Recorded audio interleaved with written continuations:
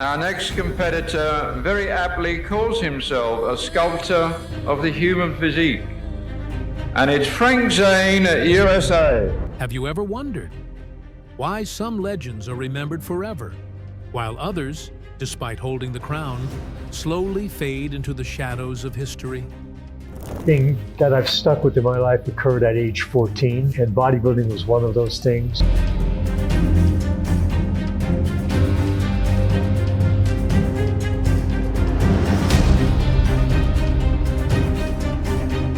When you think of bodybuilding, one name dominates the golden era: Arnold Schwarzenegger.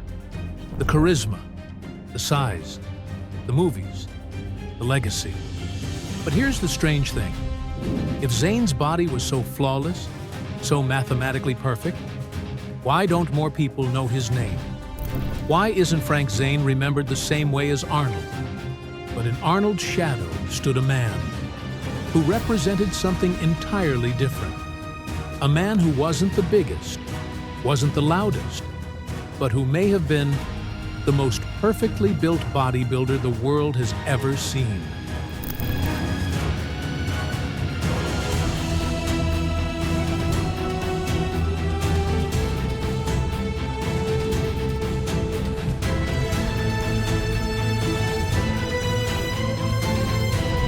But it was fourth place, and when I got that, I think, well, you know, that's it. That's my moment. This is it. And it was. I realized that was the end of my competitive career. I was 41.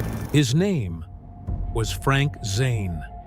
Zane's competitive journey began in local contests, where he quickly dominated the East Coast. In 1968, his career skyrocketed. First, he captured the Mr. America title in New York City. A week later, he shocked the bodybuilding world by defeating Arnold Schwarzenegger to claim the Mr. Universe crown in Florida. With his wife Christine, who shared his passion, Zane made the life-changing move to California, the mecca of bodybuilding. Even while teaching mathematics, he climbed the ranks, consistently placing at the top of competitions and earning respect from peers. In 1977, everything changed. Zane won the ultimate prize, the Mr. Olympia title. He went on to defend it for 3 consecutive years, defeating some of the most formidable rivals in history. With unmatched symmetry, razor-sharp conditioning, and perfect proportions, Zane solidified his legacy as the embodiment of aesthetics. But here's the strange thing. Zane wasn't supposed to win. In a sport obsessed with mass and power, he was smaller, slimmer, almost delicate by comparison.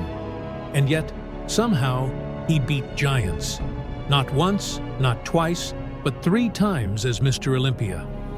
What do you do when the world looks at you and sees nothing?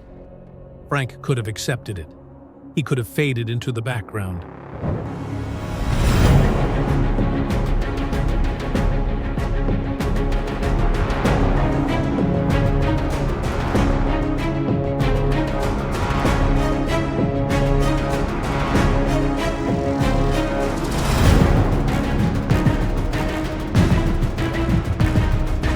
But instead, he found something that most kids his age didn't even know existed: a bodybuilding magazine.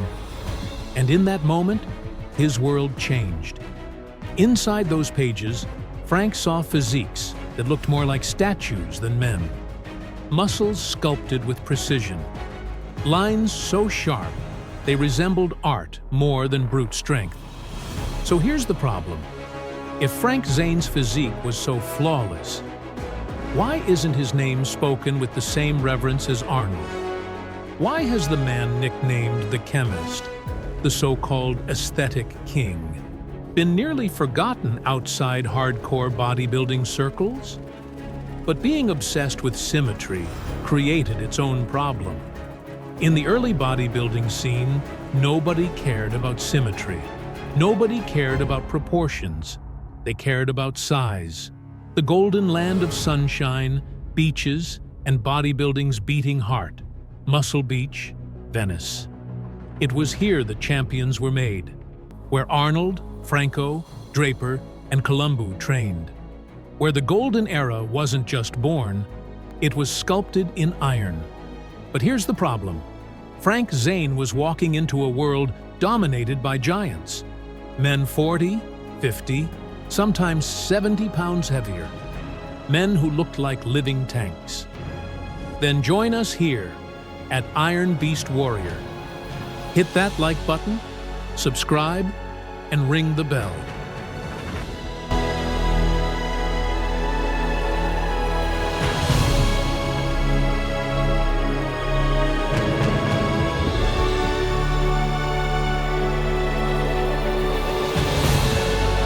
And Zane? He was a fraction of their size. We need to go back. Not to the Olympia stage, not to the gyms of Venice Beach, but to the very beginning. To a skinny teenager in Pennsylvania who stumbled across bodybuilding by accident and unknowingly set the stage for a revolution in aesthetics. Because there's another question you might be asking right now. What made Zane's body so different? What made people stop, stare, and call him art instead of muscle? Well, here's the secret. Frank Zane wasn't chasing size. He was chasing ratios. The golden ratio, the Greek ideal, the same mathematical proportions used in the Parthenon, in Renaissance art, in Michelangelo's sculptures. Zane applied them to the human body. Where others added bulk, Zane carved symmetry. Where others sought to intimidate,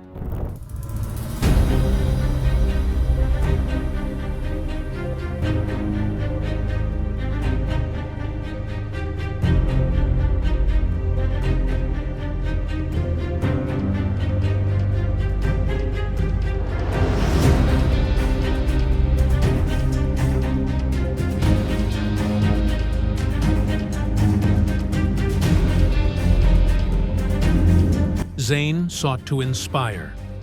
And here lies the first great problem. In a world where bigger was always better, Zane asked a dangerous question. What if better was actually smaller? This question wouldn't just define Zane's career. It would ignite a rivalry. It would create controversy. And eventually, it would almost erase him from bodybuilding's collective memory. Because to challenge the giants meant to stand alone. And Frank Zane was never afraid to stand alone. But before we dive into the battles, the controversies, the Olympia stage drama, let's go back to where it all began. Frank Zane wasn't born a king. He was born a problem. A boy too skinny, too weak, too quiet. So here's the question. How does a quiet, bookish kid with no muscle, no confidence, and no presence transform into the aesthetic king of bodybuilding? Frank Zane proved something the world still struggles to understand.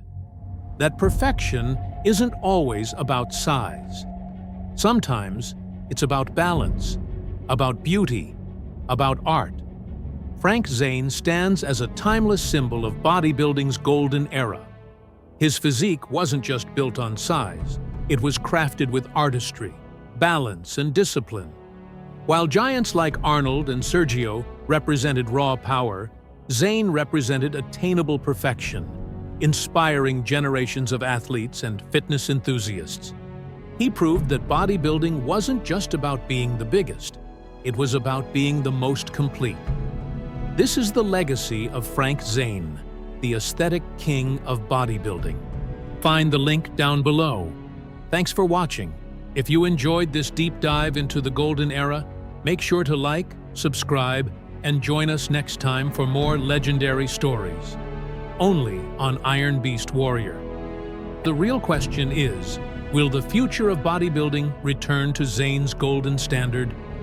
If you want more stories like this, more legends, more forgotten battles, more hidden kings of iron, then join us here at Iron Beast Warrior. Because the next story might just change the way you see the entire sport.